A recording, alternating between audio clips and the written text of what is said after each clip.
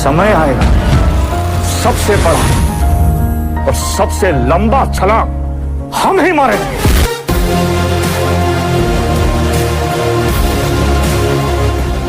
Hello friends, welcome to Apex technical education. दोस्तों, जो भी स्टूडेंट मैकेनिकल 6 सेमेस्टर में पहुंचे हैं उन लोगों का सब्जेक्ट का नाम है टूल इंजीनियरिंग। इससे पहले आप लोगों ने प्रोडक्शन टेक्नोलॉजी सब्जेक्ट पढ़ा है, उसी से मिलता जुलता सब्जेक्ट है, सिलेबस उसी टाइप का है। तो दोस्तों, आज की इस वीडियो में हम लोग टूल इंजीनियरिंग का पहला चैप्टर जिसका नाम है कटिंग टूल्स, उसका पूरा एक्सप्लेनेशन समझेंगे और जो इम्पोर्टेंट टॉपिक्स है जो एग्ज़ाम में आपको आ सकते हैं उसको हम लोग एक्सप्लेनेशन के साथ जानेंगे। दोस्तों, तो वीडियो को इन तक देखिएगा। दोस्तों देखिए, कटिंग टूल्स बेसिकली इंट्रोडक्शन इसका देखिए। कटिंग टूल क्या होता है? किसी भी मटेरियल को हमें रिमूव करना हो तो इसके लिए हम लोग क्या करते हैं, कटिंग टूल्स का प्रयोग करते हैं। और जैसा कि हम लोगों ने बताया था आपको कि प्रोडक्शन टेक्नोलॉजी के सब्जेक्ट में कटिंग टूल्स का टाइप भी बताया था कि दो टाइप का कटिंग टूल होता है। एक होता है आपका सिंगल पॉइंट कटिंग टूल और दूसरा होता है multi point cutting tool. Single point cutting tool क्या होता है? जिसमें आपको दोस्तों कटिंग एज जो होता है टूल का सिर्फ एक कटिंग एज होता है। जैसे कि आपको लेथ मशीन्स में होता है टूल लगा हुआ, वो सिंगल पॉइंट कटिंग टूल होता है। मल्टी पॉइंट कटिंग टूल क्या होता है दोस्तों? जिसमें से एक से अधिक एज होते हैं। टूल के टूथ जो होते हैं, जो मटेरियल्स को रिमूव करते हैं, कटिंग करते हैं, उसके एक से ज़्यादा एज होते हैं, कटिंग एज टूथ होते हैं, तो उसे हम लोग क्या कहते हैं, multi point cutting tool. Multi point cutting tool का एग्जांपल बताएं आपको तो दोस्तों, जैसे कि आप लोगों ने कटर देखा है या गियर टूथ देखा है, उसी तरह का आपका क्या होता है, मल्टी पॉइंट कटिंग टूल होता है। वो तो आपको प्रोडक्शन टेक्नोलॉजी के सिलेबस में था, लेकिन इसमें नहीं है। तो आपका जो कटिंग टूल्स चैप्टर का जो सिलेबस है उसमें मैकेनिकल प्रॉपर्टीज़ है जो बहुत इंपॉर्टेंट है, आपको एग्जाम में 100% आएगा ही आएगा। तो सबसे पहला जो हमें मैकेनिकल प्रॉपर्टीज़ में पढ़ना है वो हाई कार्बन स्टील के बारे में पढ़ना है। हाई कार्बन स्टील क्या होता है दोस्तों? ये इस तरह का एक मटेरियल होता है जिससे हम टूल को बनाते हैं, कोई भी मटेरियल को फॉर्म करते हैं, बनाते हैं, मैन्युफैक्चर करते हैं। हाई कार्बन स्टील में दोस्तों बेसिकली 1.16 से 1.30% कार्बन रहता है। मॉडर्न प्रक्रिया में यूज किया जाता है। यह मटेरियल्स मशीनिंग में उपयोग की जाने वाली एयरलेस्ट कटिंग मटेरियल में से एक है। दोस्तों, इसमें हम जो मॉडर्न ये प्रोसेस है, कोई भी मटेरियल्स मशीन्स की मटेरियल्स को बनाने के लिए हम लोग क्या करते हैं, हाई कार्बन स्टील का प्रयोग करते हैं। लेकिन यहाँ पर होता है क्या दोस्तों, हाई कार्बन स्टील की टफनेस और हार्डनेस कम होती है। हालांकि यह अब इंजीनियरिंग में प्रयुक्त अदर मटेरियल्स द्वारा एक्वायर्ड है, क्योंकि यह अप्रोक्स 22 डिग्रीज पर हीट होना स्टार्ट होता है। दोस्तों, ये जो होता है 220 डिग्री सेल्सियस पे मेल्ट होना शुरू हो जाता है, इसीलिए हमें और भी मटेरियल्स की ज़रूरत पड़ती है टूल को बनाने के लिए। इसका टेम्परेचर बढ़ने के साथ ही यह सॉफ्ट होता है। एज अ रिजल्ट मटेरियल्स के लिए इसे इक्विपमेंट का उपयोग करते हुए कट करने से कूलेंट के साथ मशीनिंग माइल्ड स्टील के लिए 0.15 मिनट पर सेकंड तक की स्पीड लिमिटेड है। दोस्तों, इसमें क्या होता है कि जैसे आप टेम्परेचर बढ़ने के साथ ही क्या होता है, ये सॉफ्ट होता जाता है। सॉफ्ट होने से इससे क्या होता है, इसकी हार्डनेस है वो कम होने लगती है और इसका जो स्पीड है वो सिर्फ और सिर्फ 0.15 मीटर पर सेकंड तक होता है। दोस्तों, अब हाई कार्बन स्टील की hardness cast cobalt alloy high speed steel के साथ अनुकूल से कंपेयर करती है। हाई कार्बन स्टील की जो हार्डनेस होती है वो कास्ट कोबाल्ट एलॉय और हाई स्पीड स्टील के साथ कंपेयर करती है, जिसमें से हाई कार्बन स्टील की जो हार्डनेस होती है वो हाई स्पीड स्टील से कम होती है। दोस्तों, अब हम लोग हाई स्पीड स्टील के बारे में पढ़ेंगे। आपका नेक्स्ट टॉपिक है हाई स्पीड स्टील। इसको आप लोगों ने पढ़ा होगा डिप्लोमा में 3rd सेमेस्टर में और 5th सेमेस्टर में। हाई स्पीड स्टील क्या होता है दोस्तों? इसमें आपका टफनेस और हार्डनेस जो होता है वो बहुत ज़्यादा होता है।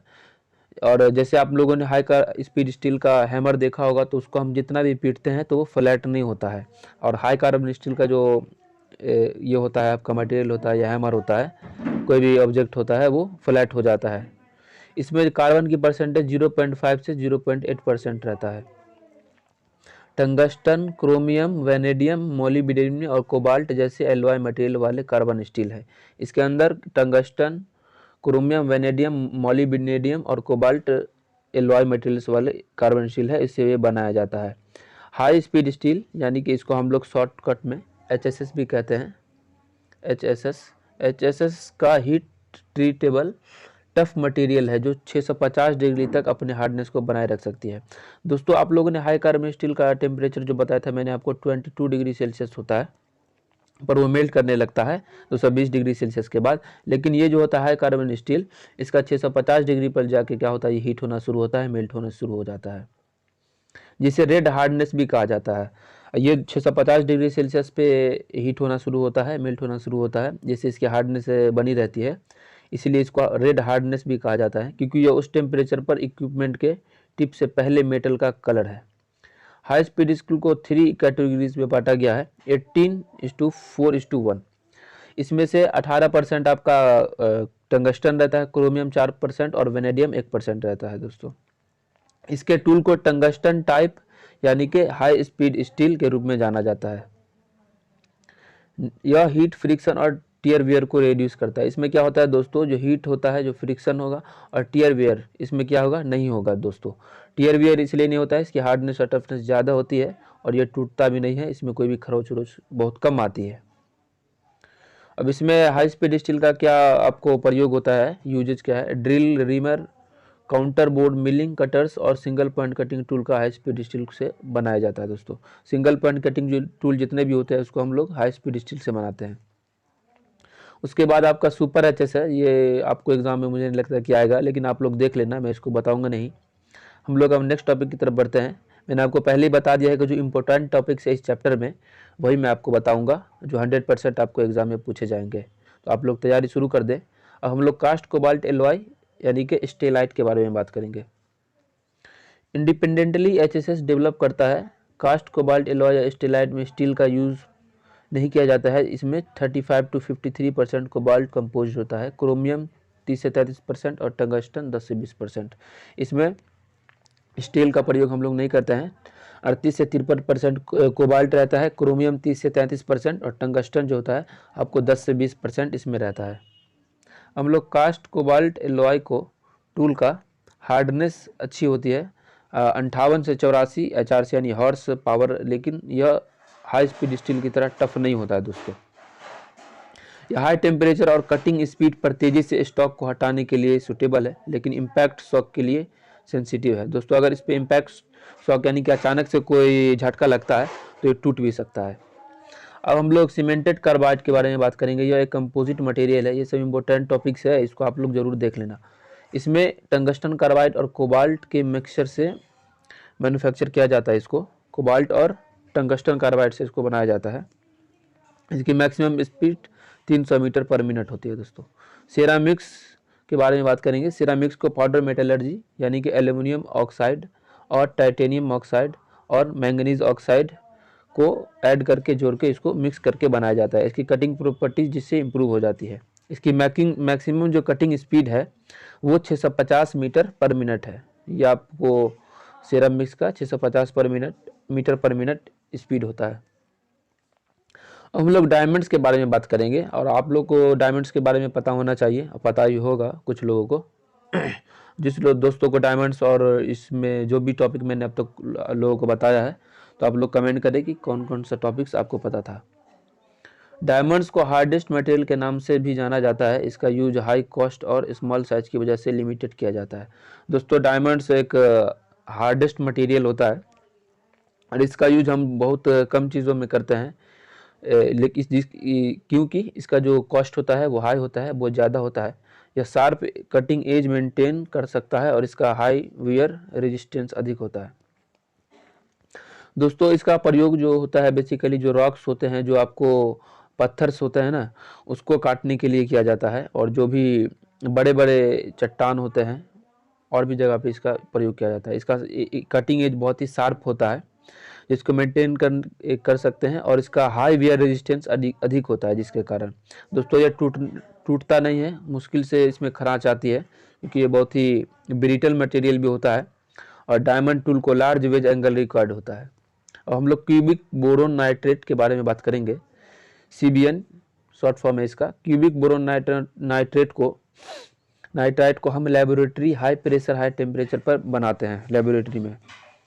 इसका प्रयोग हम स्पेसिफिक पर्पस यानी कि कोई भी हमें रिक्वायर्ड चीज़ें हैं उसके लिए हम लोग इसका इस्तेमाल करते हैं। इसकी स्पीड 800 मीटर पर मिनट होती है, मीटर पर मिनट।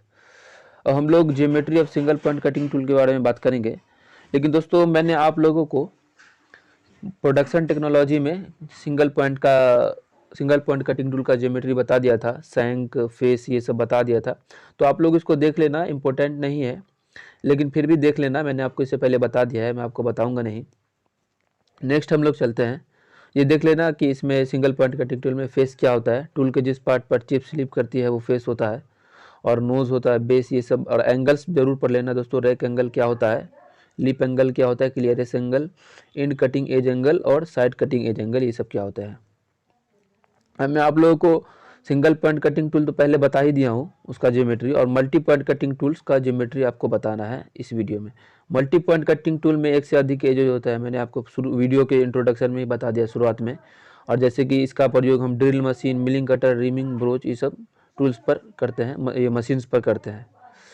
अब यहाँ पर ये देखिए डायग्राम दिख रहा होगा आपको, ये डायग्राम आपको मिलिंग कटर का है, और इसमें से जो कटिंग एजेज है ज़्यादा होता है। देखिए एक से अधिक कटिंग एजेस हैं, इसलिए हमको इसको मल्टी पॉइंट कटिंग टूल कहते हैं। और इसका ये ड्रिल बीट दिखा देते हैं आपको, ड्रिल बीट है, ड्रिल बाइट जो होता है दोस्तों, इसका भी एक से ज़्यादा अधिक कटिंग एज होता है।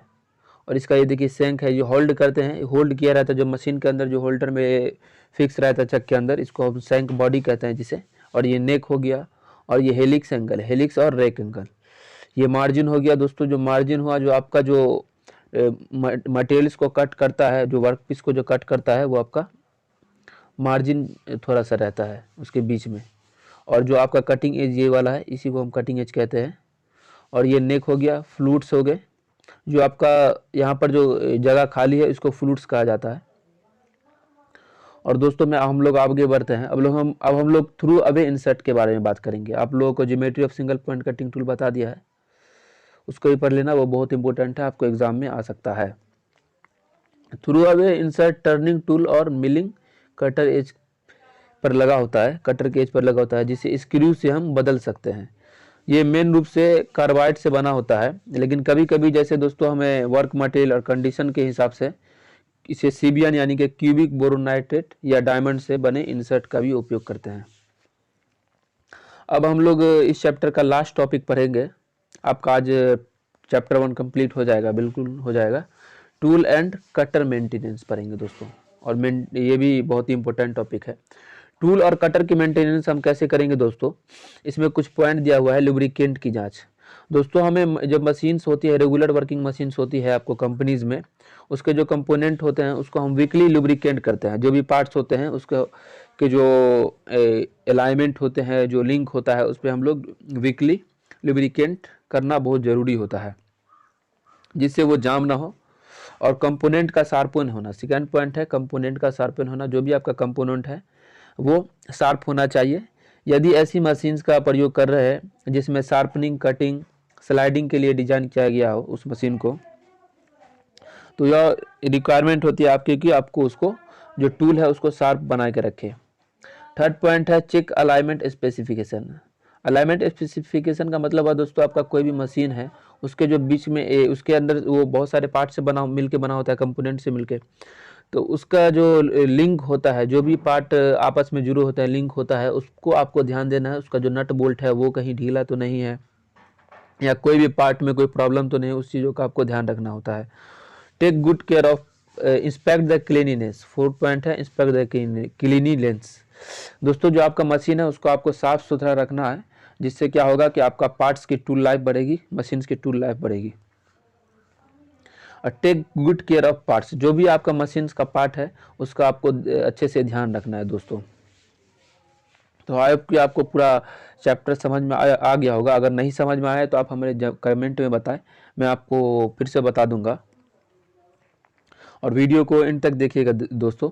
अगर आपको वीडियो पसंद आए तो वीडियो को लाइक कीजिए, और चैनल पर नए हैं तो चैनल को सब्सक्राइब कीजिए, और इस वीडियो को अपने दोस्तों में ज़्यादा से ज़्यादा शेयर करें। तो दोस्तों आज के लिए इतना ही, मिलते हैं नए वीडियो में, तब तक के लिए जय हिंद।